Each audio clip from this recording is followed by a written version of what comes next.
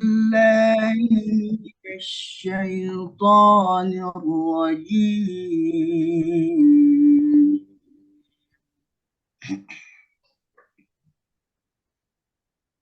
بسم الله الرحمن الرحيم.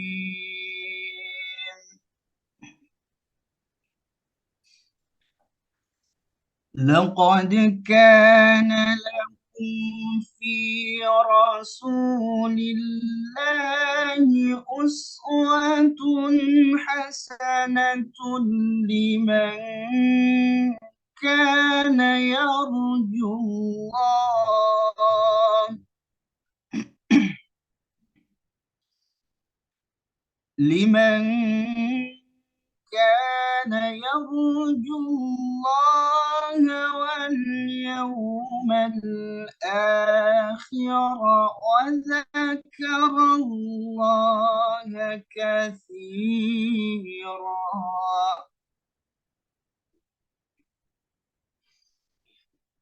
ولما رأى المؤمنون الأحزاب قالوا هذا ما وعدنا الله ورسوله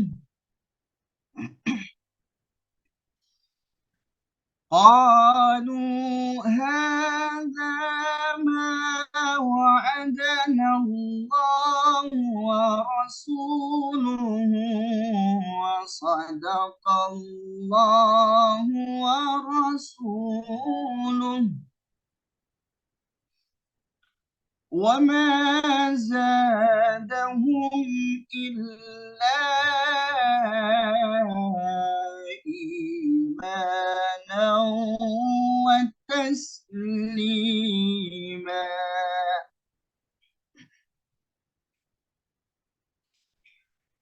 من المؤمنين رجال صدقوا ما عاهدوا الله عليه فمنهم من قضى نحبه ومنهم من ينتظر وما بدلوا تبديلا.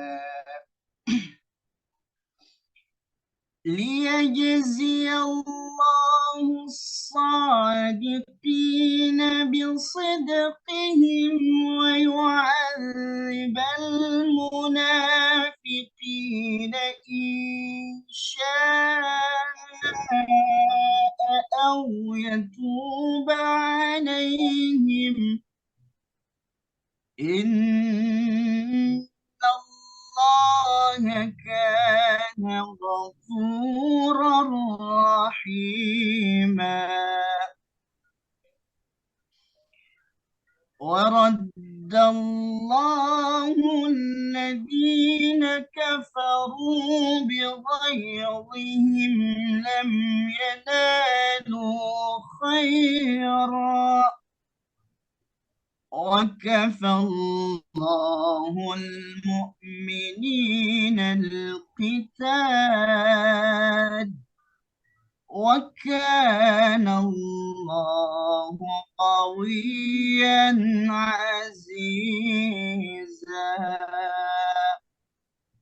صدق الله العظيم. Aku berlindung kepada Allah dari godaan setan yang terkutuk. Dengan menyebut nama Allah yang Maha Pengasih lagi Maha Penyayang. Sungguh telah ada pada diri Rasulullah itu suri tauladan yang baik bagimu, yaitu bagi orang yang mengharap rahmat Allah dan kedatangan hari kiamat, dan yang banyak mengingat Allah. Dan ketika orang-orang mukmin melihat golongan-golongan yang bersekutu itu, mereka berkata, inilah yang dijanjikan Allah dan Rasul-Nya kepada kita. Dan benarlah Allah dan Rasul-Nya. Dan yang demikian itu menambah keimanan dan keislaman mereka. Di antara orang-orang mukmin itu ada orang-orang yang menepati apa yang telah mereka janjikan kepada Allah. Dan di antara mereka ada yang gugur. Dan di antara mereka ada pula yang menunggu-nunggu. Dan mereka sedikit pun tidak mengubah janjinya. Agar Allah memberikan balasan kepada orang-orang yang benar itu karena kebenarannya. Dan mengazab orang munafik jika dia kehendaki. Atau menerima taubat mereka. Sungguh Allah Maha Pengampun, Maha Penyayang. Dan Allah menghalau orang-orang kafir itu yang keadaan mereka penuh kejengkelan, karena mereka juga tidak memperoleh keuntungan apapun. Cukuplah Allah yang menolong, menghindarkan orang-orang mukmin dalam peperangan. Dan Allah Maha Kuat, Maha Perkasa. Maha benar Allah dengan segala firman-Nya. Wassalamualaikum warahmatullahi wabarakatuh. Selanjutnya pembacaan doa yang akan disampaikan oleh Ustadz Faizal Dani SPD. Kepadanya dipersilahkan. Baik, mari Ustaz-Ustazah kita tundukkan hati kita tundukkan pandangan kita. Mari kita berdoa kepada Allah Subhanahu wa taala, semoga agenda pada pagi hari ini menjadi salah satu amal soleh yang membuat amal-amal kita jauh lebih baik untuk kedepannya. Semoga ilmu yang kita dapatkan hari ini bisa berkah dan bisa kita amalkan di kehidupan sehari-hari. Nah, mulai dengan istighfar. Astagfirullahaladzim. Astagfirullahaladzim. Astagfirullahaladzim. Astagfirullahaladzim. Astagfirullahaladzim. Hamdan syakirin. Hamdan na'imin. Hamdan yu'afi ni'amahu wa yukafi'u mazidah. Ya Rabbana lakal hamdu kama yanbaghi li jalalikal karim wa li'azimi sultanik. Allahumma salli ala Sayyidina Muhammad wa ala ali Sayyidina Muhammad. Rabbana zalamna anfusana wa illam taghfir lana wa tarhamna lanakunanna minal khasirin. Rabbana atina min ladunka rahmah wa hayyi' lana min amrina rasyada.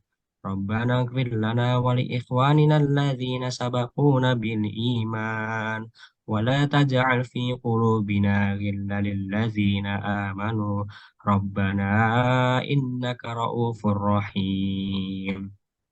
Ya muqallibal qulub sabbit qulubana ala dinik. Ya muqallibal qulub sabbit qulubana ala dinik.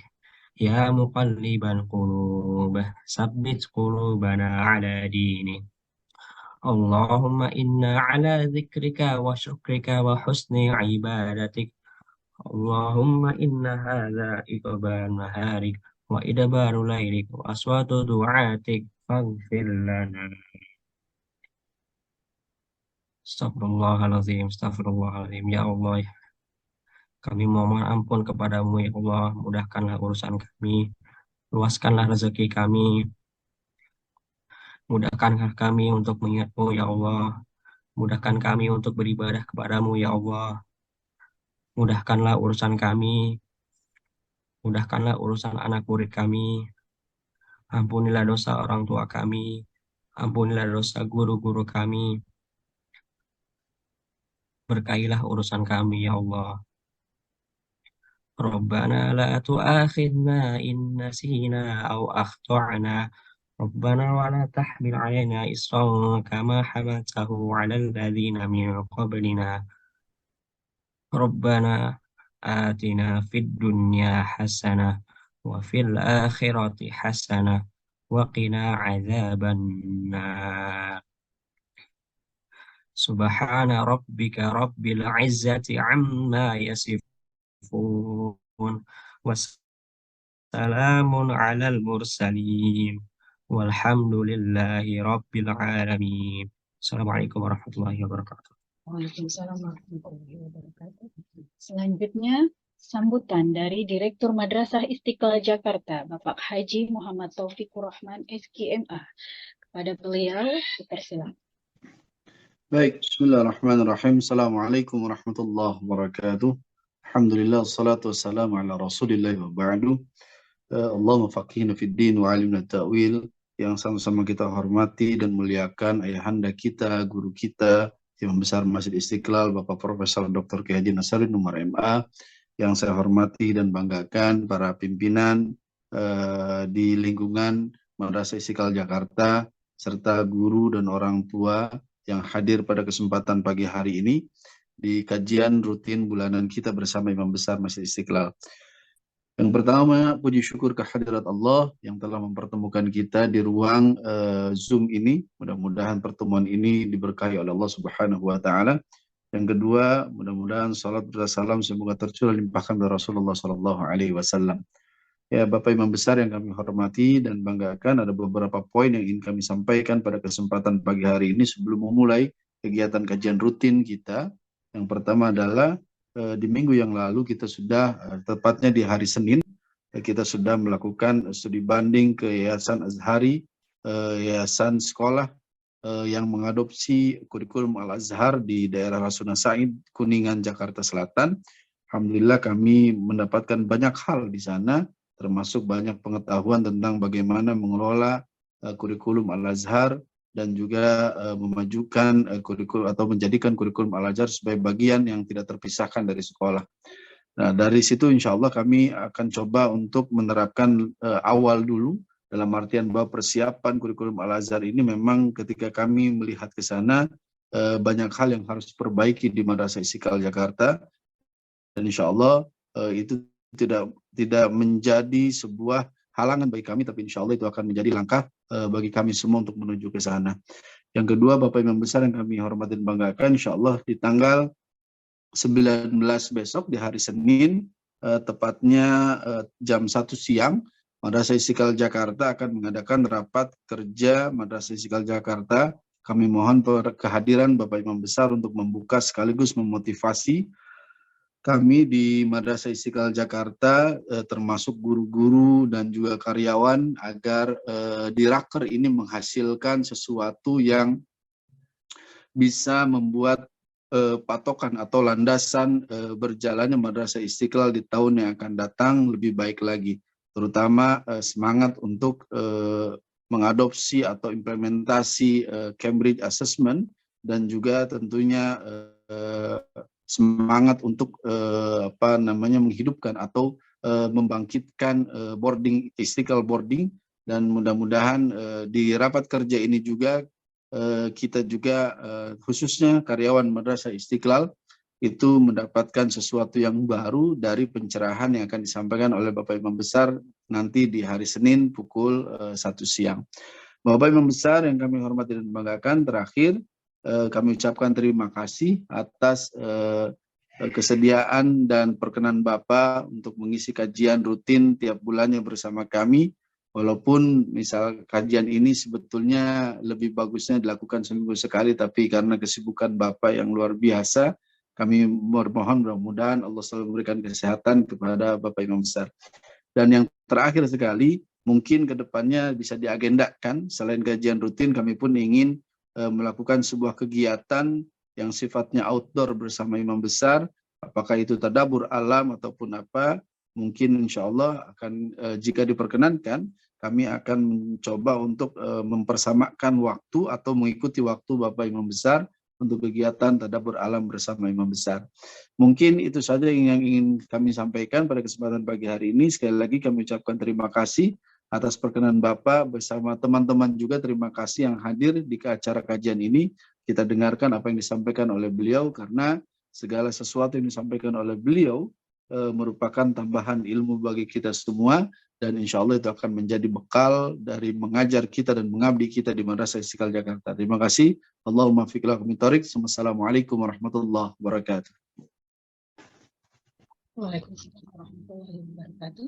Baik, Bapak Ibu yang dirahmati Allah, kita akan mendengarkan pemaparan materi yang akan disampaikan oleh Besar Masjid Istiqlal, Bapak Profesor Dr. Kiai Haji Nasaruddin Umar MA. Kepada beliau.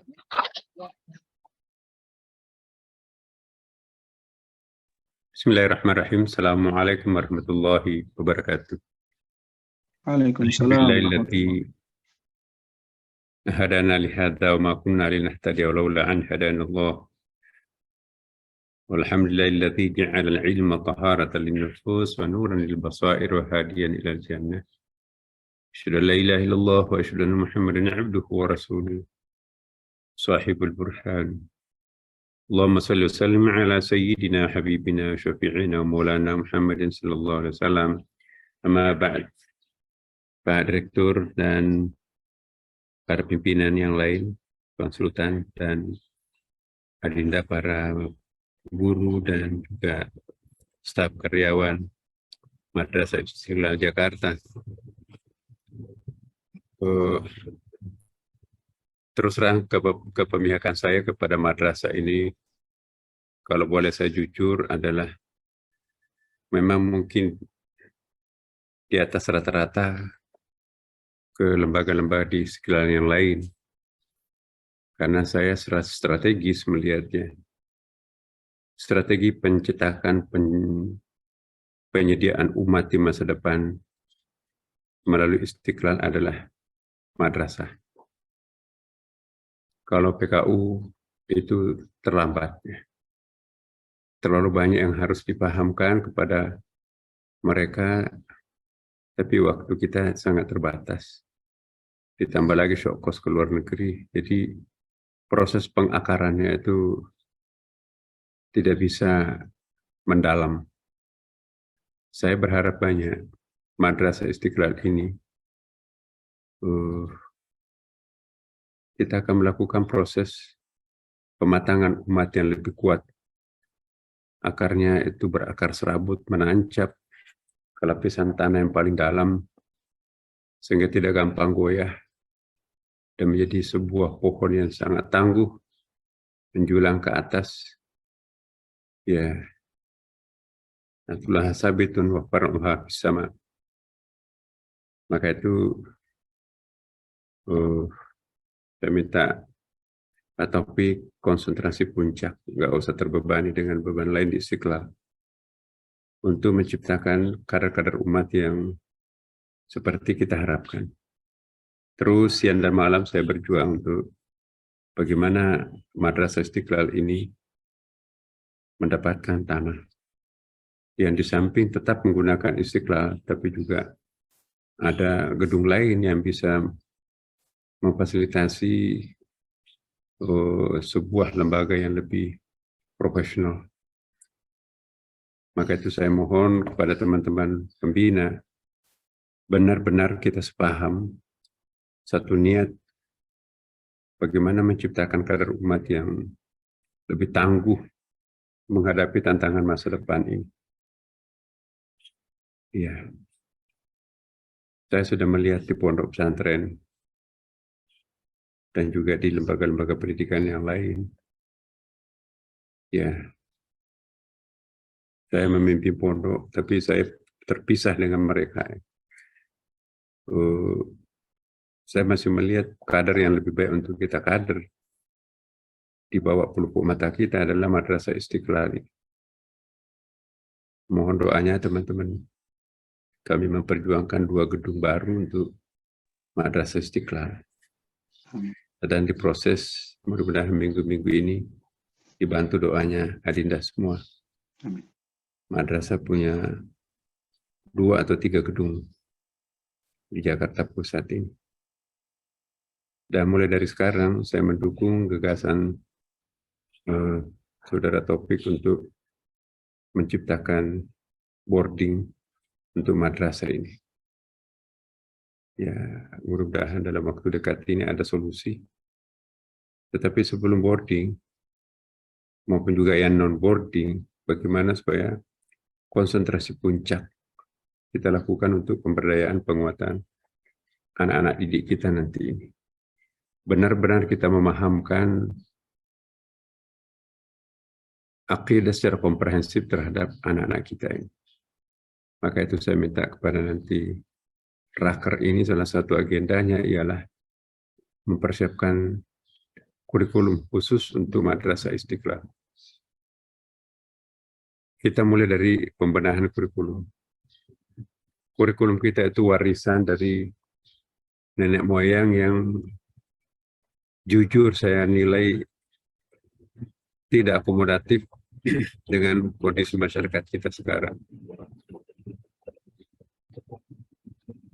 Tanpa menafikan kemanfaatannya. Tapi ya mungkin perlu kita melakukan pembenahan konten-konten kurikulum di Istiqlal ini. Berobsesi kita semoga kurikulum itu nanti bisa ditiru oleh Kementerian Agama sehingga kita yang mensponsori. Pemahaman keagamaan kita terutama yang kita pelajari di pondok pesantren itu masih saja basicnya itu sebuah ontologi yang disusun pada tahun 800 tahun yang lampau. Coba kita lihat usul fikih yang kita pelajari, kitab-kitab fikih yang kita pelajari, itu berusia 900 tahun yang lampau. Itu pun juga disusun dari jauh dari Indonesia dengan kulturnya yang sangat spesifik. Kenapa kita tidak menciptakan suatu kurikulum? Dasarnya juga tentu dari Al-Quran. Dasarnya pasti juga dalam hadis. Tapi konten analisisnya dan indikator-indikator substansinya itu kita mengambil dari objektivitas kondisi objektif lokal masyarakat kita dan kondisi objektif masyarakat modern saat ini. Usul fikih, ulumul Quran, ulumul hadis, ilmu-ilmu basic keagamaan kita, sorry termasuk juga bahasa Arab, itu juga masih teori-teori lama.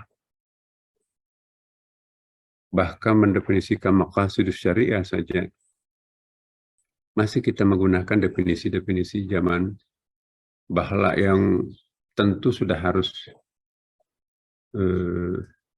berubah saat ini.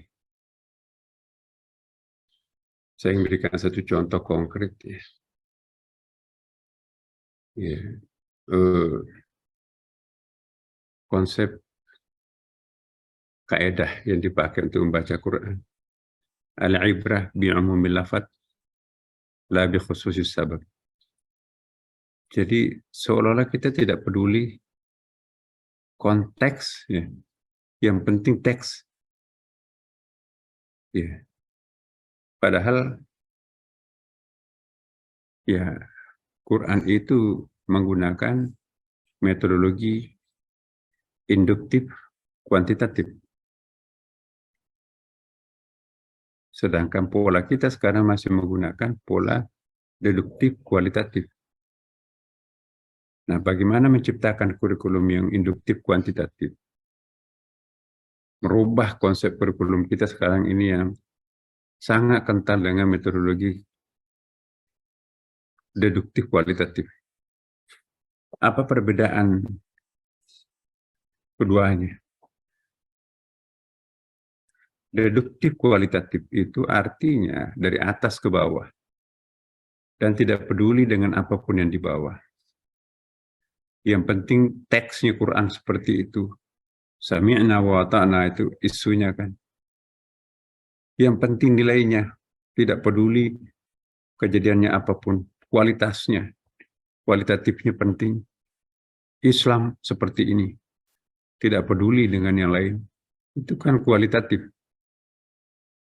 deduktif. Quran tidak memperkenalkan metode deduktif kualitatif.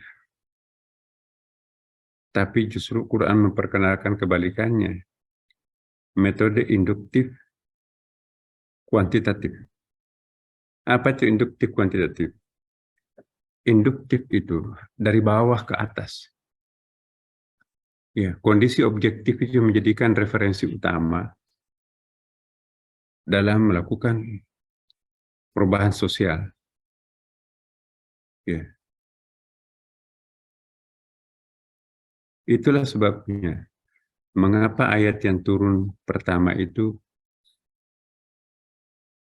Iqra ma'ana biqari. Iqra ma'ana biqari.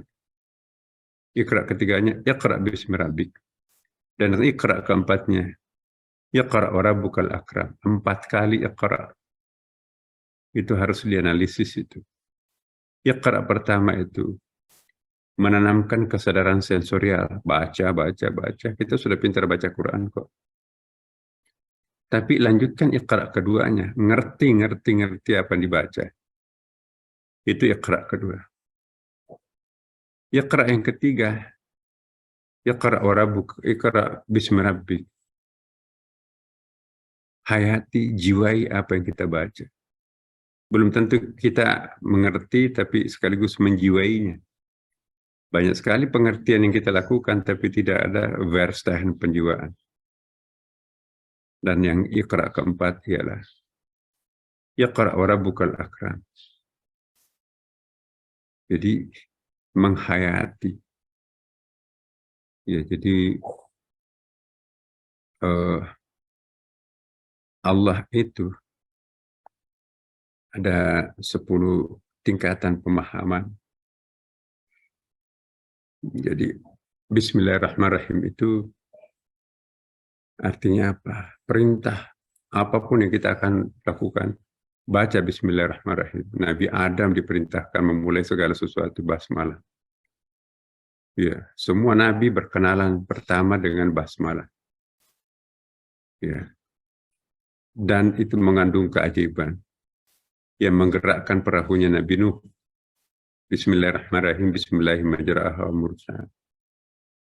Yang dibaca Nabi Isa menyembuhkan orang sakit, tidak bisa diobati dokter dan menghidupkan orang mati. Bismillahirrahmanirrahim. Ya, ia menaklukkan Ratu Balkis, bapaknya manusia biasa, ibunya jin. Maka itu penuh keajaiban, kedikjayaan, ditaklukkan. Innahu min Sulaimana wa innahu bismillahirrahmanirrahim. Yang dibaca Nabi Ibrahim pada saat kebal terhadap api, bismillahirrahmanirrahim. Qul ya naru kuni bardan wa salaman ala Ibrahim. Dan lain-lain. Tapi basmalah ini apa dan bagaimana? Seperti apa perwujudannya? Ini perlu pemahaman mendalam. Lihat Ibnu Ajibah. Bukan Qomat Kamit membaca basmalah. Tetapi bagaimana menghadirkan yang punya nama di depan benak kita, di depan diri kita.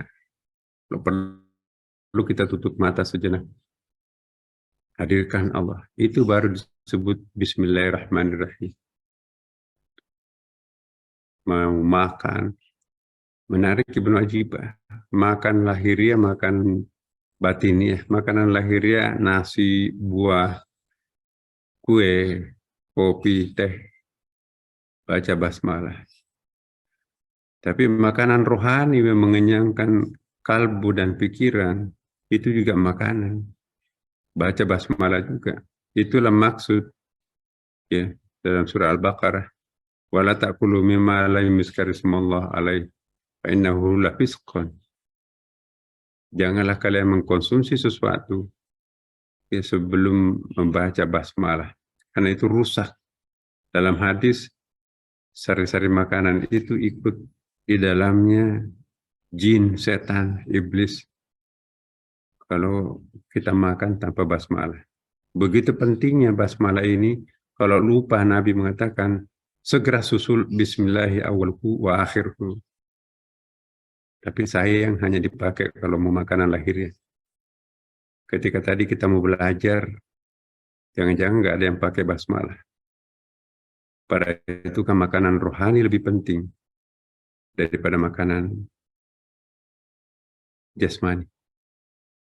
Makanan rohani yang dikonsumsi oleh Nabi Khidir mampu mempertahankan hidupnya 309 tahun. Makanan rohani yang dikonsumsi oleh Maryam di mihrabnya, sehingga tidak pernah keluar pergi ke pasar, dia tutup dirinya di kamar, tetapi lengkap makanannya. Annalaki ada makanan seperti lengkapnya ini dari mana? Hada min fadli Rabbi. Ini makanan dari Tuhan. Dari Tuhanku. Makanan di situ bukan makanan lahiriah. Seperti dalam tafsir. Buah-buah musim panas muncul di musim dingin. Buah-buah musim dingin muncul di musim panas.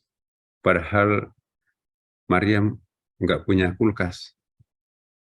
Jadi yang dimaksud makanan di situ bukan makanan lahiriah. Mungkin ada zikir di situ, mungkin ada doa atau ada ilmu di atas meja yang diulang-ulangi oleh Maryam. Pamannya datang Nabi Zakaria. Masya Allah, ana laki hada min fadli Rabbi.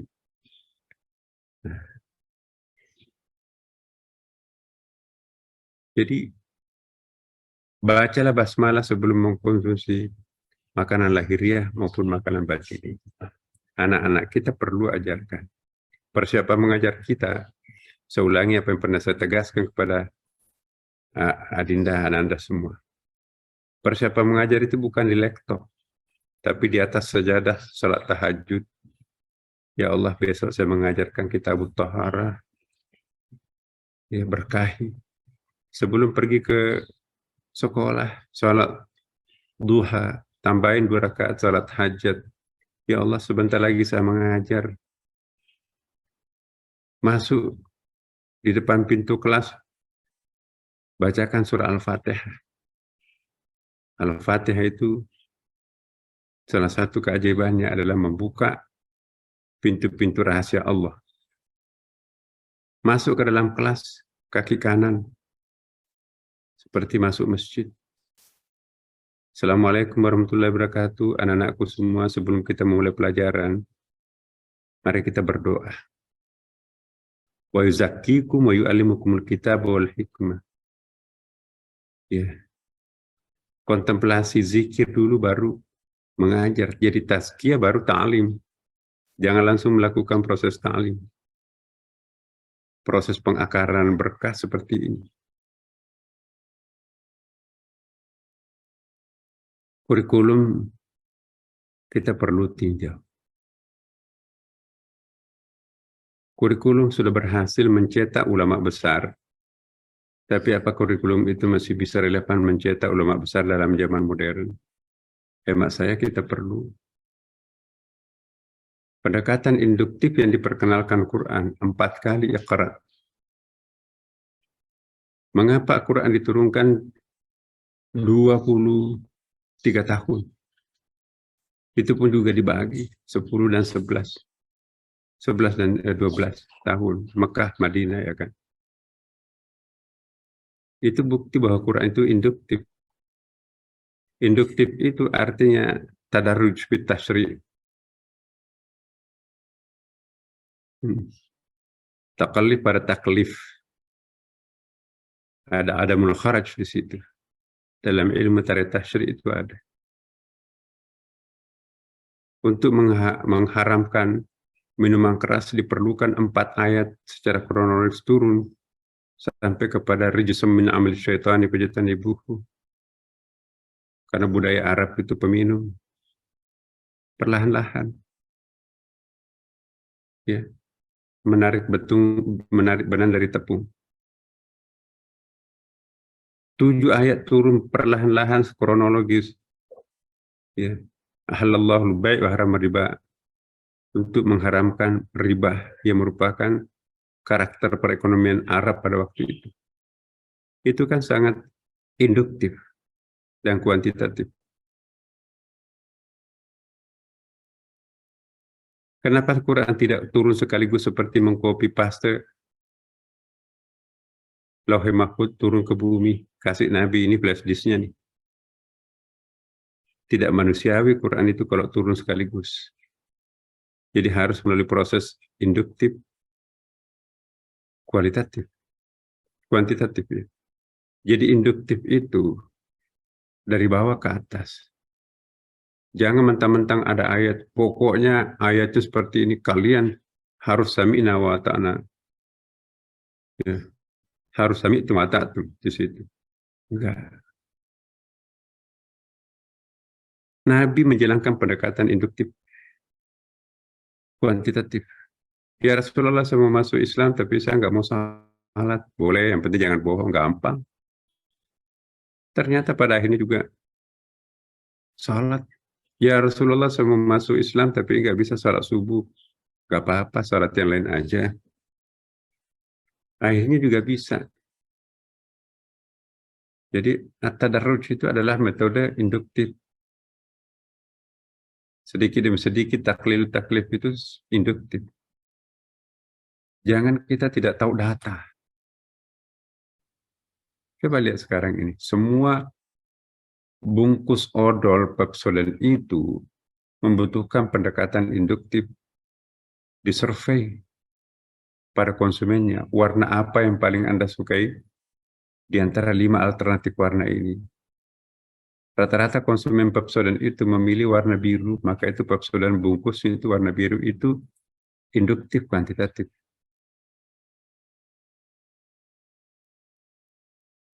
Ya. Calon presiden, calon wapres, survei membuktikan. Itu induktif, kuantitatif. Jangan masang badan mentang-mentang. Ya, enggak. Itu kualitatif, deduktif. Kita bukan tinggal di langit. Kun fayakun. Kita tinggal di bumi. Itu harus ikhtiar. Jadi ikhtiar ini harus kita perhatikan. Nah, kurikulum kita sekarang ini dirancang lebih deduktif, kualitatif. Nah, sekarang harus kita balik. Untuk menciptakan umat khaira ummah itu pendekatannya harus induktif. Jangan pegang Quran, harus ikut ini. Tanpa pernah melakukan survei apa kebutuhan pokoknya masyarakat setempat ini. Enggak mungkin bisa berislam yang baik, pembayar zakat yang baik, membayar kurban yang baik kalau mati kelaparan sebagian warganya kan. Jadi secara kuantitatif survei dulu. Oh, ini belum tepat nih. Belum waktunya kami melakukan dakwah jahran. Dakwah sirran dulu deh. Itu kan induktif. Nabi dakwahnya itu sir dulu, diri keluarganya. Nanti ada perintah baru berubah, ada dakwah jahran. Itu induktif.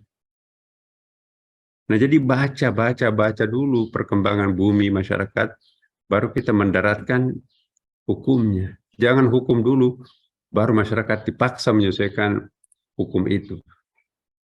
Itu karakternya Islam tidak seperti itu. Nah, celakanya karena kita sudah terpaku kepada teks al-ibrah bi'umumi lafaz la bi khususi sabab. Ya. Untung ada Imamul Haramain 800 tahun yang lampau menciptakan konsep maqasidus syariah. Al-ibrah bi maqasidus syariah. La bi umumil lafaz wa la bi khususis sabab wala bi khususil illah. Itu usul fikihnya itu. Siapa namanya Imamul Haramain itu? Al-Juwaini. Itu 800 tahun lampau. Dia yang melahirkan daruriyatul khamsah. Apa itu daruriyatul khamsah? 5 hal yang daruri harus diprioritaskan. 7 priority in our life. The first one, bagaimana al-muhafadah ala din. Ya, pokoknya Islam ini harus ditegakkan, dipertahankan, diprioritaskan. Yang kedua, al-muhafadah ala nafs. Jiwa, nyawa ini harus dipertahankan, dipelihara. Al-muhafadah ala al-aqal. Akal pikiran ini harus ditegakkan. Jadi kan ayatnya kan. Inna dina indallah al-Islam. Wa ma yabtaghi ghairal Islam fala yuqbala minhu.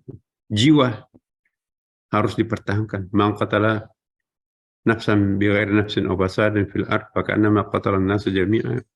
Wa man ahyaha fa ka'annama ahya an-nasa jami'an. Barang siapa yang membunuh satu nyawa seperti membunuh semua nyawa yang lain.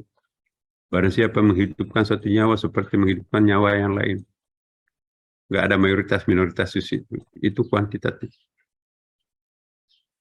Coba. Al-muhafadah ala nasab atau ala nasab. Keturunan, genetik. Ya, maka itu la taqrabu zina. Tadi akal itu ya jauhi iskar, kullu muskirun haramun. Demi untuk melihara jiwa. Dan yang kelima adalah al-muhafadah alal mal, memelihara harta benda. Ya kan? Maka itu as-sariq was-sariq faqta'u aydihuma. Pencuri laki-laki perempuan potong tangannya. Itu untuk menegakkan daruriyatul khamsah. Tapi enggak pernah kita tambah-tambah per hari ini. Seandainya Al-Juwaini hidup sekarang ini, pasti dia akan merubah not only 5 priority di situ, tapi tambah lain. Mungkin dia akan tambahkan al-muhafadah alal bi'ah, memelihara lingkungan hidup. Karena waktu hidupnya beliau tidak ada persoalan lingkungan hidup. Hutan-hutan masih pada gondrong. Tidak ada pencemaran udara, laut, dan sungai. Tapi coba lihat sekarang. Pencemaran udara. Pembakaran karbon. Menjadi masalah sekarang kan. Ozon menjadi tipis, bahkan lubang. 10 tahun, 15 tahun lagi, akan semakin menganga bolongannya ozon kita yang memproteksi panas matahari itu. Kalau itu tidak ada upaya, maka air laut akan bertambah 2 meter. Kenapa? Karena gunung es di kutub utara dan selatan akan mencair. Jika air laut bertambah 2 meter, ya 82% kota-kota di dunia ini hidupnya di pinggir pantai. 50% diantaranya akan tenggelam, hilang Jakarta. Apalagi Semarang. Belum mencair es saja sudah tenggelam air pasang. Dhahara al-fasadu fil barri wal bahr bima kasabat aydin nas. Seandainya Al-Juwaini hidup, tambahin al-muhafadah alal bi'ah, memelihara lingkungan. Paru-paru dunia sudah habis. Ya, ekosistem pada rusak. Maka itu penyakit berbahaya bermunculan. Apakah itu bukan bahaya? Kenapa tidak diciptakan daruriyatus sittah? Al-muhafadah alal bi'ah. Kita nggak berani merubah kitab kuning. Ya. Fikih siasa yang kita pelajari itu al-ahkam sultaniyah yang disusun pada masa perang salib,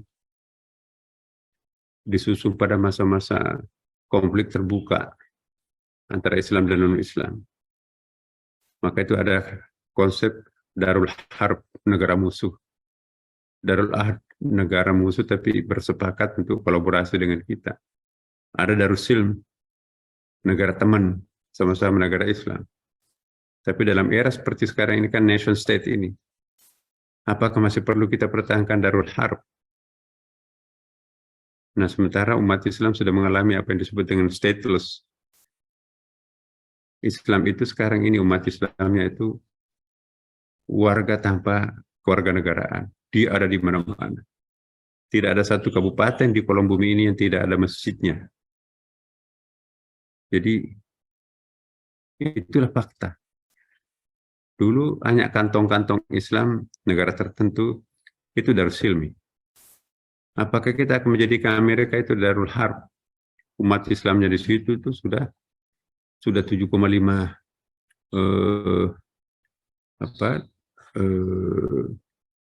juta. Apakah kita akan menjadikan Perancis Darul Harb? Umat Islamnya sudah 5 juta. Apakah Inggris kita akan lakukan Darul Harb? Iya, ya, masjid-masjidnya itu sudah sama dengan di Indonesia. Speak out, azan kemana-mana. Kalau begitu siapa Darul Harb? Jangan-jangan hanya Israel. Nah, kenapa? Karena fikih siasa kita itu disusun pada saat sedang gencar-gencarnya Islam itu ditekan. Sekarang siapa yang menekan Islam? Tidak ada agama yang paling laku di dunia selain Islam. Kalau pendekatan peperangan yang kita lakukan kontraproduktif, ya kan. Nah, usul fikih yang kita pakai ini itu 800 tahun yang lampau. Kenapa kita tidak berani berpikir lain? Fikih kita itu tidak apa ya? Ulumul Quran kita pun juga tidak pernah tersentuh perubahan. Akhirnya cara membaca ayat kita itu ya ala ibra bi umumil lafaz terus. Dan seterusnya. Nah, saya minta betul, bisa nggak Madrasah Istiqlal menjadi laboratorium untuk sebuah kurikulum bukan saja nasional, tapi kurikulum internasional yang bisa di-copy paste, dipelajari, dibahas seluruh madrasah internasional. Kalau perlu Mesir pun juga meng-copy paste kurikulumnya Madrasah Istiqlal. Beranilah mencita-citakan bintang. Minimum kita dapat bulan. Jangan cita-citanya cuma naik lantai ke-8. Lantai 2 pun juga susah naik. Ini moto saya selaku ya diamanahi tanggung jawab. Beranilah berpikir lain. Fafirru ilallah. I'malu fasayarallahu amalah. Jangan tidur lebih dari 3 jam. Itu bukan mujahid. Iya. Teman-teman, saya ingin setiap minggu berhadapan dengan kalian. Karena bagaimana bisa menciptakan murid yang baik kalau guru-gurunya tidak solid dan tidak fundamental. Ya, silakan diatur Pak Taufik. Di atas segala-galanya, perhatian saya adalah Madrasah Istiqlal. Maka itu nanti saya akan rombak sistem kelas. Saya nggak tega melihat kayak apa itu numpuk-numpuk semua di situ. Bernapas pun juga susah. Kamar direkturnya aja sesak kayak gitu. Bagaimana bisa berpikir merdeka? Bagaimana bisa merdeka belajar yang terhimpit oleh tembok-tembok yang susah bernapas? Kita perlu space dan spektrum yang lebih kondusif. Ya, jadi saudara-saudara sekalian, tolong dipikirkan rakernya akan datang. Tidak mesti harus kita selesaikan kurikulum itu cepat. Kita harus konsorsium. Cari ahli-ahli kurikulum dari UNJ.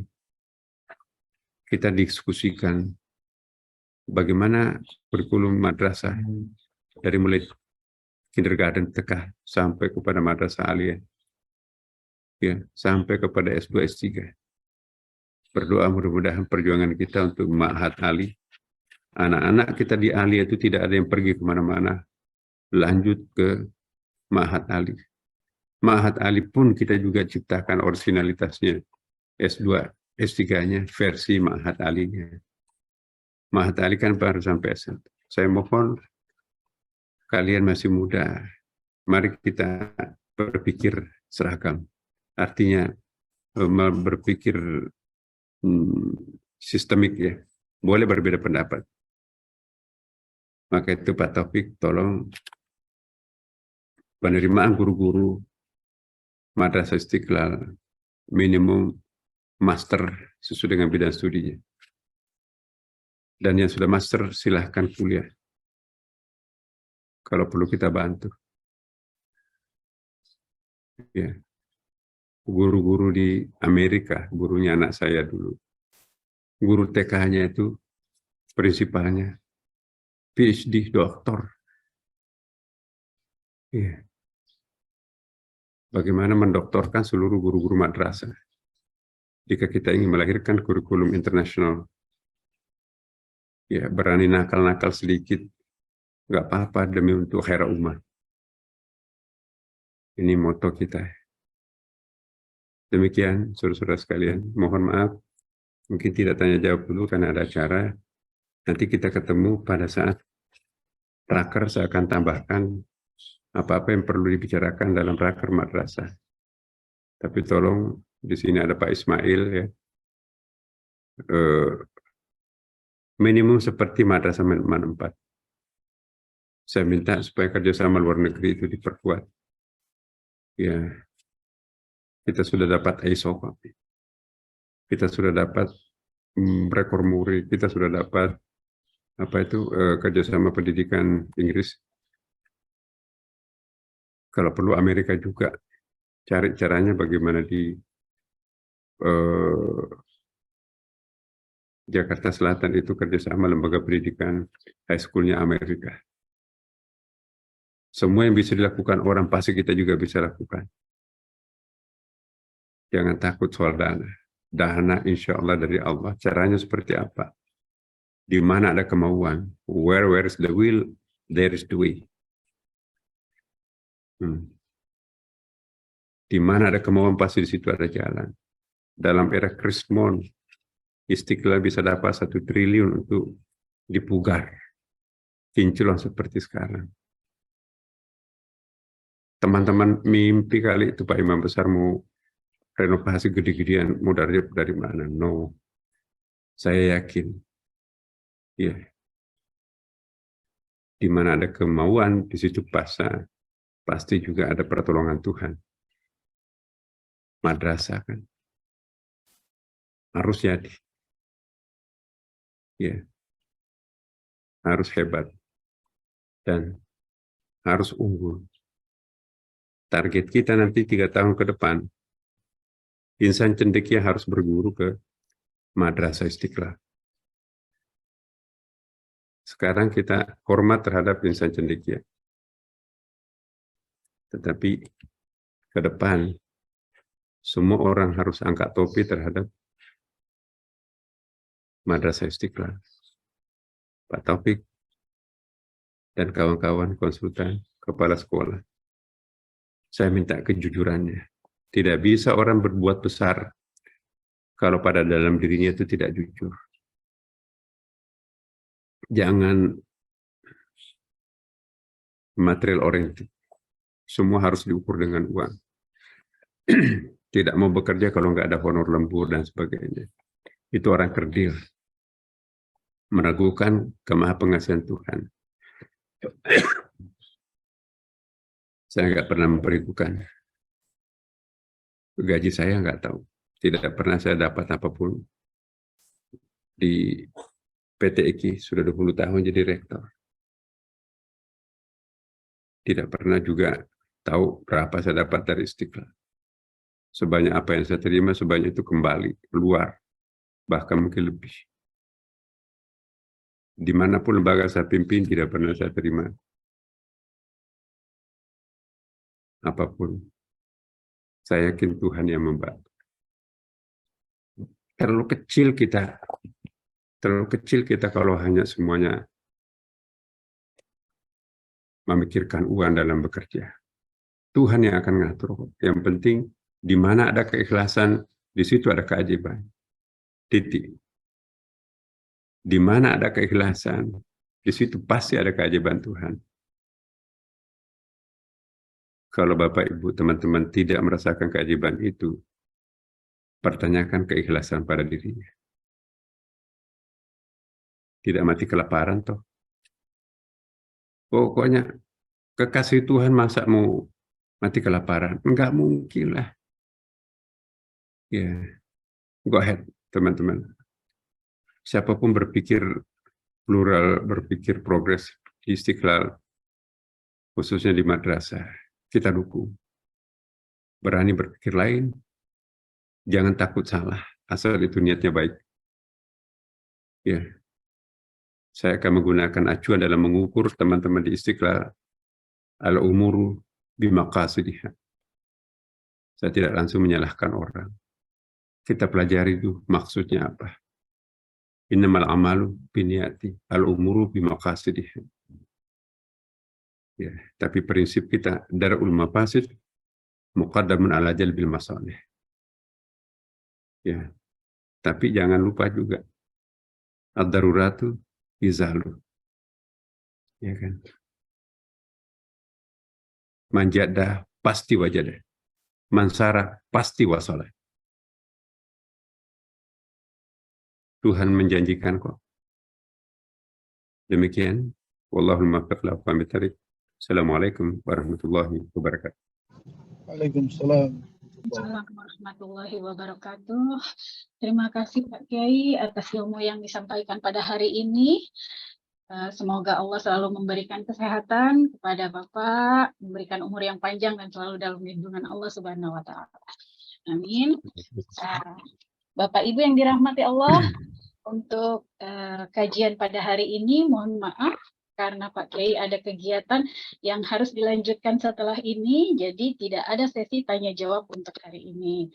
Baik, Bapak Ibu yang dirahmati Allah. Mungkin dilanjutkan oleh Pak Direktur ya, kalau masih ada manfaatkan situasi ini ya silahkan Pak Taufik, saya mohon pamit. Baik. Ya. Baik. Assalamualaikum. Baik, Bapak. Oke. Baik, sebelum Bapak Direktur melanjutkan ya, silakan Bapak Ibu untuk mengisi kehadiran di link presenti yang akan di-share di kolom chat. Dipersilahkan Bapak Direktur untuk menyampaikan. Baik, terima kasih Pak Prof yang telah menyampaikan kepada kita keilmuan yang luar biasa tadi. Banyak hal yang memang kita akui bahwa itu sebagai kekurangan kita. Dan banyak hal juga yang kita dapatkan tadi sebagai tambahan motivasi untuk kita. Di mana kita bisa merekam dua hal yang tentunya ini akan menjadi sebuah pecutan motivasi untuk kita. Di mana kita ketika berpikir masalah pendidikan itu harus berpikir secara bukan hanya deduktif tapi juga induktif. Yang mana induktif tersebut adalah induktif kualitatif. Nah teman-teman semua, saya hanya ingin menambahkan dan memperkuat saja bahwa memang apa yang telah dicita-citakan oleh imam besar dan tentunya para pendiri Madrasah Istiqlal untuk kemaslahatan dan kemajuan madrasah itu merupakan sebuah tujuan yang mulia. Dan kita adalah orang-orang yang diberikan Allah Subhanahu wa Ta'ala kesempatan untuk berada di jalan mulia tersebut, dan mudah-mudahan kemuliaan itu kita dapatkan bukan hanya sekarang saja di masa-masa Madrasah Istiqlal sedang menuju kepada kebangkitannya, tapi juga kita dalam kondisi ketika Madrasah Istiqlal berada di level yang sesungguhnya. Nah, terakhir mungkin tidak banyak yang bisa saya sampaikan karena memang kita harus mempersiapkan segala sesuatu, terlebih kegiatan kita. Ada juga kegiatan Madrasah Ibtidaiyah yang pada kesempatan pagi hari ini di Aula Al-Fatah dengan komitenya dan juga menindaklanjuti RTM kemarin dengan teman-teman kepala bagian, dan satu lagi yaitu dari teman-teman MTS yang pada saat ini sudah memasuki, ada satu siswanya yang alhamdulillah sudah memasuki ke level berikutnya dalam kompetisi sains yang diadakan oleh Kementerian Agama. Mohon maaf, kompetisi tentang karya tulis ilmiah maksud saya. Nah, mungkin kita tegaskan bahwa sebagaimana harapan besar untuk memajukan Madrasah Istiqlal, kita akan selenggarakan acara coffee morning bersama imam besar di setiap seminggu sekali, apakah itu misalkan di hari Jumat ataukah di hari Kamis, yang mungkin sifatnya dengan sarapan bersama dan kemudian mendengarkan ceramah-ceramah yang disampaikan oleh beliau atau motivasi-motivasi yang disampaikan oleh beliau. Insya Allah kita akan coba untuk mempersamakan atau mengikuti waktu beliau. Dan ditambah lagi, insya Allah mudah-mudahan di bulan Juli atau mungkin kebiasaan kita ada kegiatan employee gathering, insya Allah akan diisi kegiatan employee gathering ini oleh imam besar nanti dengan kegiatan tadabbur alam, yang mudah-mudahan kegiatan itu yang biasa kita lakukan di bulan September atau bulan Oktober, insya Allah di tahun ini kita akan lakukan kegiatan itu pun di bulan yang sama, tapi dengan narasumber yang berbeda. Di dalamnya kita akan kuatkan tentang visi misi madrasah dan nilai-nilai kemadrasahan serta nilai-nilai yang terkandung di madrasah yang akan disampaikan oleh narasumber kita, yang insya Allah sudah kita rencanakan hal tersebut sebelumnya atau di tahun-tahun sebelumnya. Dan yang terakhir ingin saya sampaikan juga ke teman-teman, jangan sampai lupa di hari Senin besok kita akan ada rapat kerja bersama seluruh karyawan Madrasah Istiqlal. Jadi insya Allah kita akan duduk bareng ngobrol tentang atau berdiskusi tentang kondisi madrasah. Dan saya harapkan juga kepada konsultan kita untuk nanti bisa ikut bergabung di beberapa kegiatan kita termasuk di raker kita, dan insya Allah beliau akan memberikan beberapa akan memberikan kepada kita masukan atau akan memberikan kepada kita tambahan keilmuan tentang pengalaman beliau di perguruan yang beliau pimpin. Untuk sementara mungkin itu yang bisa saya sampaikan. Insya Allah nanti kita akan lebih dalam lagi mengupas terus mengkaji apa yang disampaikan oleh imam besar tadi melalui diskusi-diskusi kita, baik itu diskusi internal di kalangan pimpinan atau di top manajemen ataupun diskusi-diskusi di kalangan guru, yang insya Allah saya akan undang beberapa guru dari beberapa satuan pendidikan untuk menindaklanjuti apa yang disampaikan oleh imam besar tadi. Mungkin itu yang bisa saya tambahkan. Ke depannya insya Allah kita akan coba untuk memperbaiki dan terus memperbaiki kualitas Madrasah Istiqlal Jakarta supaya lebih baik kembali. Terima kasih. Baik, terima kasih Pak Direktur. Mohon Pak Direktur untuk tidak meninggalkan Zoom ini sebelum selesai karena ada hal yang ingin disampaikan. Baik Bapak Ibu yang dirahmati Allah, sebelum kita menutup kegiatan hari ini, saya akan menginformasikan bahwa ada sedikit poin penting yang bisa diangkat dari kajian yang disampaikan oleh Bapak Imam Besar, yaitu tentang Allah dengan 10 tingkatan pemahaman, yaitu Bismillah. Ya, bagaimana Bismillah ini sebuah perintah sebelum mengkonsumsi makanan lahiriah atau batiniah, usahakan untuk selalu mengucapkan basmalah dalam setiap kegiatan. Karena begitu pentingnya basmalah, sampai apabila Nabi ketika lupa mengucapkannya, maka akan mengucapkan dengan Bismillahi al-awaluhu wa akhiruhu. Semoga kita semua selalu mengamalkan basmalah di sebelum kegiatan apapun yang akan kita lakukan. Baik Bapak Ibu yang dirahmati Allah, sampai kita pada akhir dari menutup kajian ini.